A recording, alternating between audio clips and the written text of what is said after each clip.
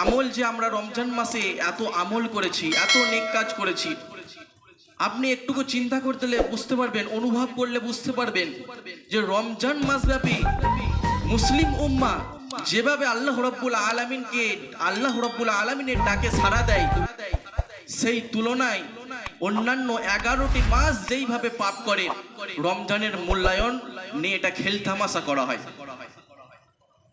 আচ্ছা, রমজান মাস পাওয়ার পর, এত ইবাদত করার পর, এত নেক কাজ করার পর যখন আবার 11টি মাস আমি পাপে লিপ্ত হয়ে যাব, পাপের পর পাপ করে যাব, পাপের সাগরে হাবুডুবুই খেতে থাকবো, তাহলে রমজান মাস পেয়ে আমি কি অর্জন করলাম?